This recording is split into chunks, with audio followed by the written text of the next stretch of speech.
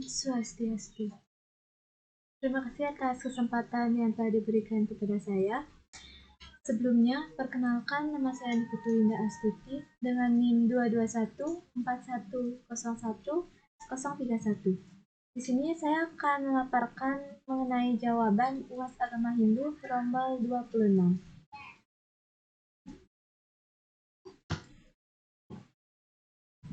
Soal yang pertama, bagaimanakah pendapat Anda tentang pelaksanaan yoga dengan proses pembuatan banten?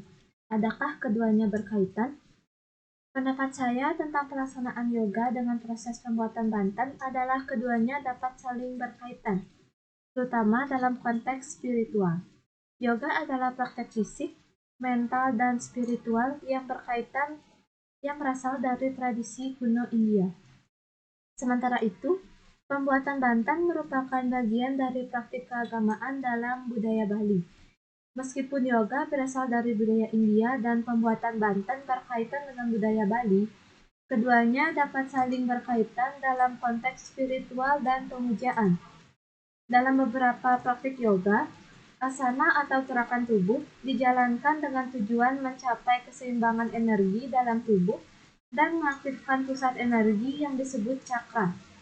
Banten juga dapat digunakan dalam konteks serupa, yaitu sebagai persembahan kepada dewa-dewa atau energi spiritual.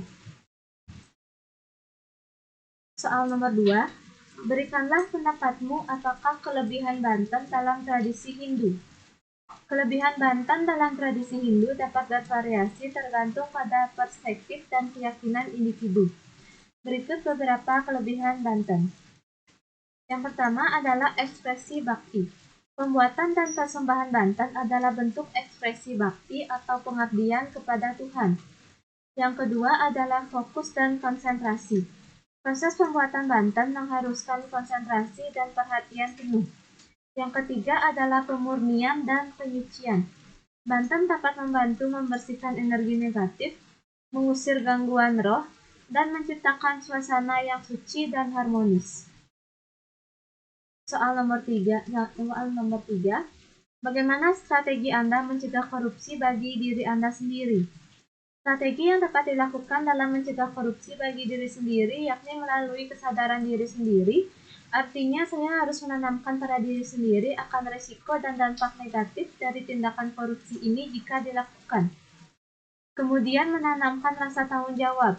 Dengan menanamkan rasa tanggung jawab akan sesuatu yang diperbuat, akan membuat saya lebih berhati-hati dalam melakukan suatu tindakan baru. Soal nomor 4, ketika Anda mengunjungi panti asuhan, apa yang Anda kerjakan dalam studi lapangan itu? Serta nilai-nilai agama Hindu apa yang bisa dipelajari dan diterapkan dalam studi Anda? Ketika mengunjungi panti asuhan, banyak nilai-nilai agama Hindu yang dapat dipelajari, yakni yang pertama, bakti. Nilai yang dapat diterapkan yakni tetap rendah hati. Yang kedua adalah seva. Nilai yang dapat diterapkan yakni pelayanan tanpa pamrih terhadap sesama makhluk hidup dan sesama manusia. Yang ketiga adalah jnana. Nilai yang dapat diterapkan yakni seperti berbagi pengetahuan dengan orang lain. Soal nomor 5, manusia hanya dapat memperoleh ketentraman batin bila ia mempunyai kepercayaan yang teguh kepada Tuhan dan rasa pasrah sepenuhnya. Hanya orang-orang semacam itulah mendapatkan penghargaan yang tinggi di dunia.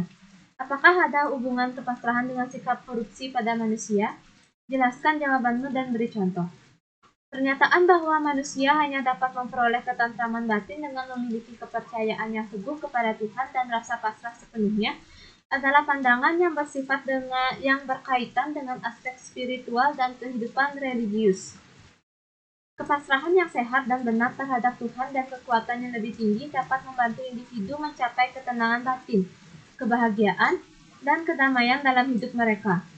Seseorang yang memiliki sikap pasrah sepenuhnya kepada kehendak Tuhan atau kepercayaan spiritual mereka mungkin membenarkan tindakan korupsi dengan keyakinan bahwa hasil atau kesuksesan adalah hasil dari takdir atau kehendak Tuhan.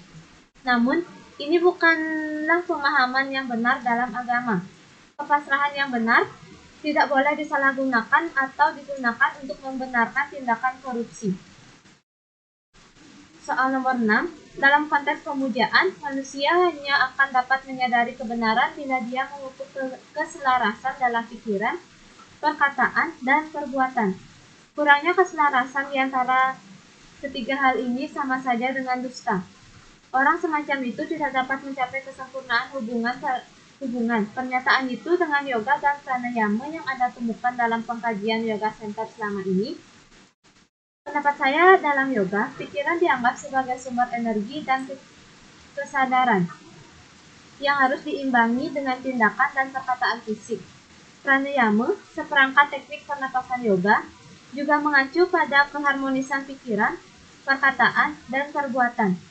Dengan pranayama, pernapasan teratur, dalam dan terkontrol, mengatur aliran energi dalam tubuh dan memengaruhi pikiran dan tindakan. Menumbuhkan keselarasan antara pikiran, perkataan, dan perbuatan dapat meningkatkan kejujuran, integritas, dan keikhlasan dalam beribadah dan dalam kehidupan sehari-hari. Ini dapat membantu seseorang mendapatkan kesadaran yang lebih dalam, menemukan kebenaran yang lebih tinggi, dan membentuk hubungan yang lebih bermakna dengan Tuhan atau kekuatan spiritual agama. Soal nomor 7, dalam bab tentang bakti dalam kitab Bhagavad Gita, dikatakan bahwa waktu adalah unsur yang paling penting dalam hidupmu. Krishna mengajarkan dalam Gita bahwa walaupun engkau tidak begitu berhasil melaksanakan ketidakterikatan kepada benda-benda duniawi, jika engkau melaksanakan semua pekerjaan dan kewajibanmu seperti sembahyang, mempersembahkan segala yang engkau kerjakan kepada Tuhan, maka hidupmu akan diberkatinya. Apakah makna ungkapan Bhagavad Gita yang dimaksud? Inti dari pesan tersebut adalah Bhagavad Gita mengajarkan pentingnya melayani Tuhan dalam semua aspek kehidupan, termasuk pekerjaan dan komitmen sehari-hari.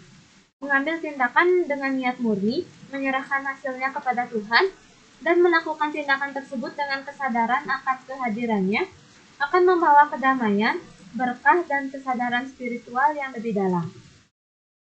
Soal nomor 8, ngaben banyak orang menyebutkan bahwa upacara itu sangat boros. Bagaimanakah menurut Anda ngaben itu? Apakah perlu dilakukan?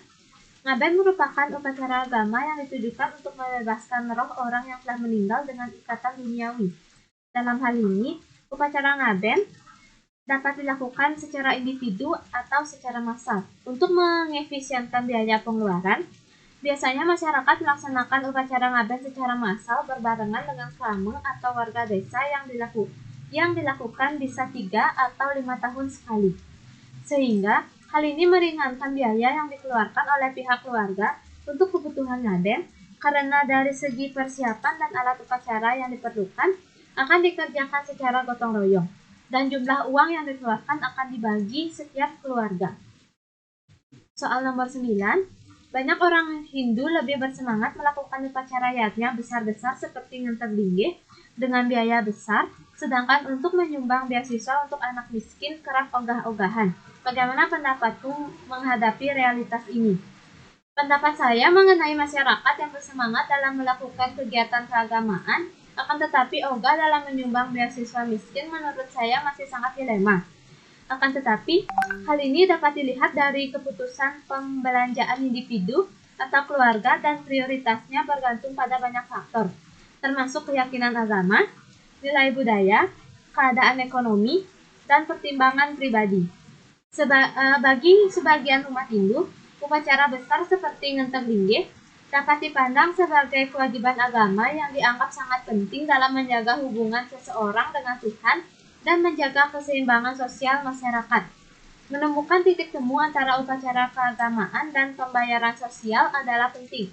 Misalnya, pikirkan beberapa dana yang akan digunakan pada upacara penting untuk kegiatan sosial seperti hibah atau sumbangan untuk penyediaan layanan masyarakat. Dan kesimpulannya, hal ini kembali lagi pada keputusan masing-masing individu. Soal nomor 10 yang terakhir, berikan contoh untuk pelaksanaan dalam kehidupan sehari-hari menurut Bhagavad Gita kitab 1878. Yang pertama ada penguasaan diri dan ketenangan. Praktik penguasaan diri seperti meditasi atau latihan pernapasan dapat membantu mengelola stres dan meningkatkan ketenangan batin. Yang kedua adalah kolaborasi dan kemitraan. Dalam hal ini dapat dilakukan dengan membantu kerjasama yang baik dengan rekan kerja atau teman-teman di kampus. Yang ketiga adalah keberanian. Keberanian penting dalam menghadapi situasi sulit atau saat kita dihadapkan pada pilihan yang menentukan. Sekian pemaparan jawaban yang dapat saya sampaikan. Jikalau ada kesalahan kata atau kalimat, saya mohon maaf yang sebesar-besarnya. Akhir kata saya ucapkan terima kasih dan Om Santi Santi Santi Om.